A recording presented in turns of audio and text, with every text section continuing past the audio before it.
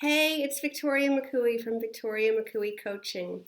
So I wanted to come on today as we make our way into this holiday season because I know a lot of you are experiencing the holidays a little differently this year. So if you are divorcing or newly divorced from a narcissistic ex, and perhaps this is your first holiday season not together, you might be feeling sorry for yourself. That's what happens during the holidays. I mean, I'm not judging you because I was the same way. I remember crying and being so depressed the first year I didn't have my kids for the entire Christmas season. I mean, ours started in October, so December came pretty quickly, and it was right in the beginning of everything. So it's like going to the Christmas pageants and the holiday shows at school, and both being there or taking turns or all this chaos, and then the big day comes, and you might not have them the whole day, or maybe you're switching off, and it's different, and you're thinking, this sucks. This this is worse than being together. This, I don't ever want to be without my kids on the holiday, or I don't want to be alone on the holiday. Well, I'm here to remind you that it is not worse than what you had. Your memory is selective, that's a human quality. We remember the good stuff, but I'm here to remind you that you did this for a reason. You got away from a toxic relationship. So this is tough. The holidays are tough, but let me just take you down memory lane for a second. Think about Christmases past or holidays past where your toxic spouse ruined things or sabotaged things or controlled things or had a negative impact on the holiday. And come on, I know that this is what happens. I had my own toxic relationship, and I've now coached enough women that I've heard all the stories of what happens at the holidays with these guys. So it's all about control, right? They are obsessed with controlling you and controlling the entire situation. So if things are too happy, too festive, going too well, if everyone's a little too joyous, that's not any good. They're going to have to throw a wrench into it, right? Can you remember? Think back. I think you're starting to remember, right? Some of those things that happened, or when you have a plan, you're looking forward to something, they'll sabotage it. They'll undermine it. They'll make it not go the way you expected it to go. Because when you're off balance, when you're upset, when you're not all there in control of yourself, of your emotions, it's easier for them to step in and control you. So I'll just tell you a little story that happened in my own life, in my own marriage, when I had three very small boys, and all they wanted that Christmas, all any kid wanted that Christmas, this is going way back, was a color Game Boy. This is the thing. And they were hard to get. Like, they were, in high demand. So it was early in the season, very, like, I maybe even before Thanksgiving or maybe right after Thanksgiving, and he and I are shopping alone without the kids, which never happened, and going specifically to get things for decorating for Christmas.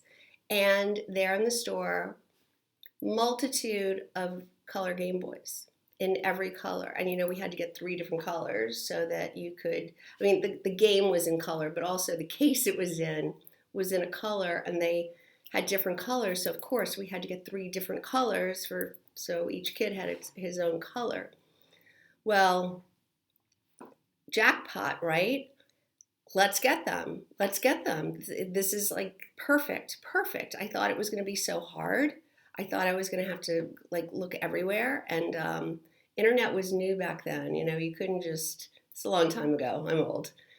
You couldn't just dial it up and click on it and have it sent overnight to your house. It wasn't like that. You had to hunt. So we had the money, we had the time, we had no kids with us to hide it from. All the stars aligned. It was meant to be. No, he wouldn't. He said, "Oh," and these things were not going on sale. There was no like, let's wait till it goes on sale. These things were not going on sale. Everyone wanted these. So there was no like pushing it off to look for a better price. So no, it wasn't a good time, he said. It wasn't a good time financially. It was, yes, they're expensive, relatively expensive for a toy, but this is what we were going to spend on Christmas. We knew this from the get-go. There was no reason not to get them, but he dug his heels in. No, absolutely not buying them now. It's not a good time. That's about the only reason he could give me. And no matter how much I protested, I had no control over the money. I had no control. Even though I earned my own money, I had no control over it. I could not buy those freaking Game Boys. It was all up to him, and he didn't do it. So fast forward to even a couple weeks later, you can't get your hands on one. Not one. I went everywhere. I called. This is how long ago this was. I'm calling stores via phone books. I'm looking up store numbers in phone books. I am going online to find stores. Not everybody had websites back then. I'm going online to find stores and calling them. And I can't do this in front of my kids, so I'm hiding in the attic day after day while, the chaos to get my hands on these Game Boys. And guess what? I couldn't do it. New shipments coming in, may not be in here in time for Christmas. I had to write my kids letters from Santa telling them that they were such good boys, that he was making, and that so many kids had wanted Game Boys that he ran out, but he was making them special for them, and that he was going to deliver them after Christmas. So my kids got a note on Christmas morning that they were getting a Game Boy, but they didn't get the Game Boy for absolutely no reason except to control the situation. So infuriating. Really mad at myself that I didn't have control over any decisions like that, or any financials, or even my own money. That's a whole other topic for another day. But does this ring a bell?